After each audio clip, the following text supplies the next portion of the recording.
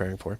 Yeah. So again, we're coming off of a devastating hurricane in Helene, where we saw a lot of flooding in Florida, and then also a lot of flooding up in Tennessee and the Carolinas. And so we've been underway with relief efforts there. We've been collecting, relief supplies, and then sending trucks into different parts of Florida. We're going to be trucking up to North Carolina and Tennessee. Some of that we're now having to put on hold because we've got a hurricane coming in now, and we're not gonna send our guys out on the road in the middle of what looks like is going to be another disaster. So we're here to continue supporting everyone as we just get hit again. It really has been, it's been a rough little patch here for hurricanes. We'd had a decent spell. I know Louisiana got hit pretty hard a couple years ago. It's one of these things we have to deal with. It's something that isn't, we're familiar with coming out of Florida. And so again, the LPT relief efforts will continue. They're probably going to jump up because we're going to have more areas to support after Milton comes through, most likely. But again, we're going to continue our efforts to support the Carolinas, Tennessee, the parts of Florida that have already been hit, which look like they're going to most likely get hit again, unfortunately, by this path.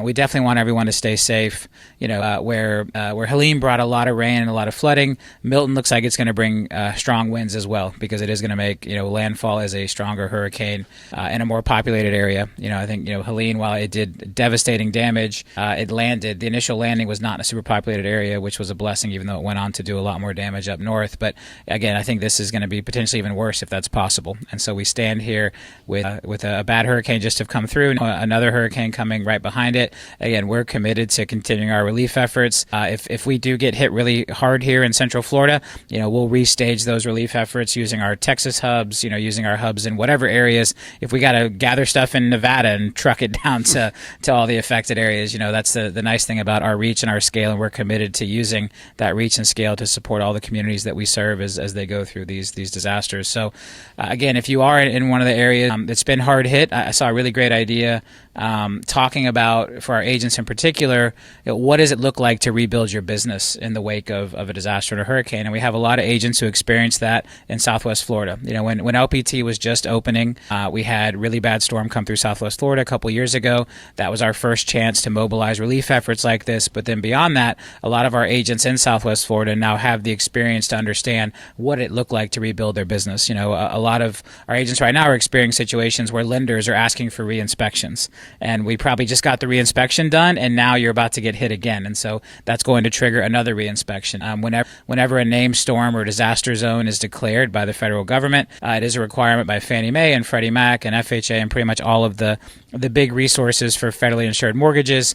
You have to make sure the property wasn't damaged. And so you have to have that re-inspection done, which can then delay closings. And so unfortunately, I know a lot of folks who had those re-inspections done, and now we're about to have another named storm come through, and most likely we'll have disaster zones declared a second time. So most likely now having to go through another re-inspection. These are the things we have to deal with. But I think, as we launch Connect 2.0 later this month, having maybe a dedicated circle where agents can share their knowledge who have been through this before and talk about what it looked like to rebuild, what the timeframes look like, what are the best practices to recover, and then also rebuild your business in the wake of a storm like this and of a disaster like this. Again, we've got agents experiencing this in the Carolinas and Tennessee. We've got agents experiencing this in Georgia, agents experiencing this in Florida.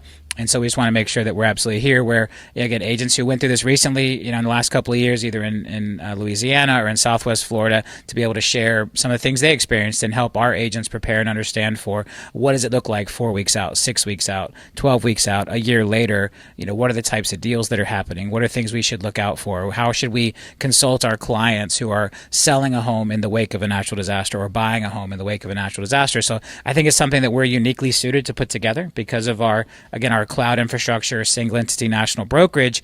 We're able to bring information together like that. So that's something we're looking at. In addition to that, just be ready, be prepared. If you need to evacuate your area, let's take those evacuations seriously. Real estate yard signs are something to keep in mind. Those can become projectiles in high wind situations. A lot of you, depending on the area you're in, probably having those signs taken down or stored throughout the storm, so we're not, blowing LPT real estate signs through people's windows and things.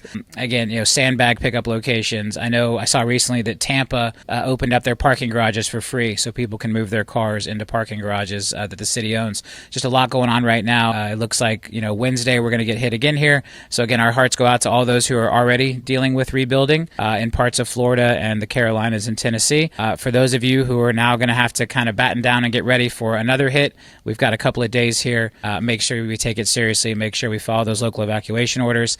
And then in addition to our relief efforts with supplies and things that we've been gathering at LPT, we're also going to put together some of these educational classes and just information and resource sharing across our agents who have been through this in the past and seen the recovery process to help our agents who may be worried right now about what does this look like. Maybe I've just lost everything in my home, and I also now have to think about how am I going to rebuild my business in the wake of this disaster. So LPT wants to be here to help us through every facet of that, personal side and also the business side of what happens when natural disasters disrupt our lives like this. Yeah, that very well said. Very well said.